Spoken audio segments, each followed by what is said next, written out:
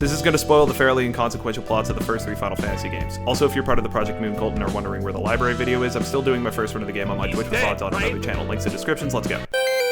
Once upon a time, 4 adventurers congealed out of the ground, each holding a magical rock that let everyone know that they're the protagonists, known as the Warriors of Light. They wandered up to a castle and are told to go rescue a princess from some dude named Garland, which they then do. They're then told to go and fix the world by bonking 4 spooky monsters who are messing with the 4 elemental crystals. What follows is a massive and convoluted series of fetch quests designed to instantly atomize anyone born after the year 2000. This includes finding an old lady's glass eye, which is being held by the evil Dark Goblin King, using high explosives to permanently alter the ecosystems of 2 massive bodies of water, and giving a dragon a rat tail to become Super Saiyans. After eliminating 3 of the friends, the adventurers are told that Garland actually got pulled back in time by the 4 friends when you killed him, where he then turns into this giant evil chunk of malice called Chaos, who originally created the 4 friends. This results in a stable time loop that ends with the adventurers traveling back in time to get killed by Chaos. They then kill the last friend, who is a cool dragon on a literal flying mechanical continent, then travel back in time to kill Chaos and actually win this time. This establishes 3 rules. The first is that Final Fantasy plots will always be convoluted, even if they're 99% filler. Second is that the Final Fantasy plots will always have a complete ass pull at the 11th hour to extend the game by just a little bit. And the third is that we have to kill Chaos. Chaos. 4 orphans are murdered by soldiers. The end.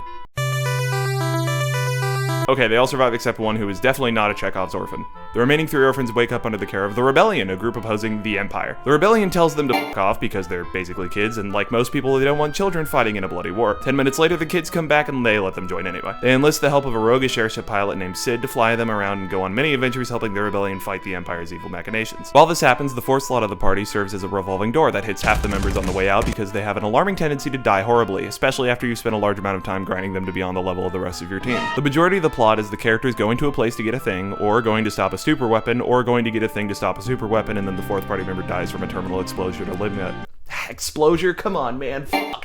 And then the 4th party member dies from a terminal exposure to ligma or something. How did the Empire have multiple super weapons just chilling in their back pocket? Why didn't they use all these weapons at once to instantly decimate the entire world?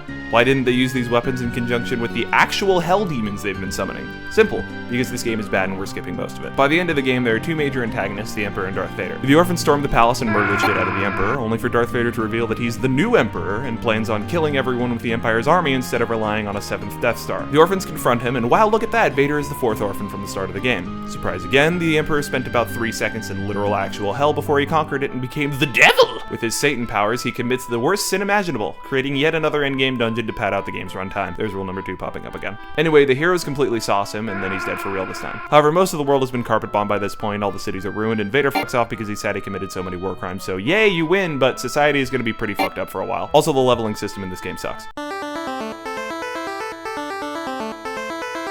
4 orphans, no this isn't a repeat sit down, are rescued from a flood of darkness consuming a huge landmass by a man named Sid, who brings them to a floating island. They grow up, and one day an earthquake, which is weird because it's a floating island, so how does that even work, uncovers a cave with a crystal inside of it. This introduces a weird semi-staple of the Final Fantasy series, the job change system, where characters can swap their skills out, but this game doesn't really make good use of it because most jobs are basically required for certain segments. Like when the party needs to get into a small hole so everyone has to be a black mage, or when they fight some flying enemies and everyone has to be a dragoon to hit them. Anyway, the kids venture out from their starting town, do a bunch of unimportant stuff, and eventually leave the floating island to start cleaning up the surface world. After some more unimportant stuff, they discover a dude named Zand has been screwing everything up by trying to get at some light crystals and cause a repeat of an ancient disaster called the Flood of Light, only with darkness this time. The Flood of Light was when an ancient civilization tried to use super technology to get rid of all the darkness in the world, only for light to go crazy and try to destroy everything. Warriors of Darkness showed up to fix everything and then fucked off. Now Zand is trying to make the Flood of Darkness to repeat the exact same thing. The party travels to the Crystal Tower through the Labyrinth of the Ancients to confront him in a final climactic battle. They beat him, but rule number 2 kicks in, and the entity actually controlling Zand shows itself to be the Cloud of Darkness, an alien entity that shows up when there's an imbalance between light and dark. She wants to slam dunk the world into the trash bin of reality called the Void, which is an interesting connection to some other games that we'll get to later. The Cloud then proceeds to actually straight up murder the main characters, but they get brought back by the sacrifice of some friends they made along the way. The Warriors then travel to the World of Darkness to stop the Cloud from getting her boobs out in what is ostensibly a kid's game. They free the ancient Warriors of Darkness from the plot crystals they were shoved into and go to confront the Cloud. The Warriors of Darkness piece the fuck out to weaken the Cloud, which the heroes then proceed to dunk on with their 2 overpowered in-game jobs that make the entire entire job system seemed kind of pointless. The world is saved, and then the game gets remade like 20 years later with the main characters having actual personalities and motivations. Thanks for watching. This was kind of an interim video while I'm progressing in Library, so that video will start once I'm done and recovered from the emotional trauma. In the meantime, I'm going to be working on an Arknights video, which this one was tied with on a voting poll I did a while back. That's going to be coming out next, but if you enjoyed this quick video and it does well, as in like 1,000 views and a handful of likes, I'll make more for individual Final Fantasy games going more in depth to the plot since they have actual stories, unlike these three which are mostly just excuse plots. Anyway, if you were wondering what the references with the really pale people were in this video, I've got a Lobotomy Corporation video you can check out, and if for some reason you fall into the hyper-specific Venn diagram of people that like both Final Fantasy and Power Rangers, I ranked all the Power Rangers openings while not knowing anything about Power Rangers. Anyway, thanks again for watching. Hope to see you all in the next one. Have a good one.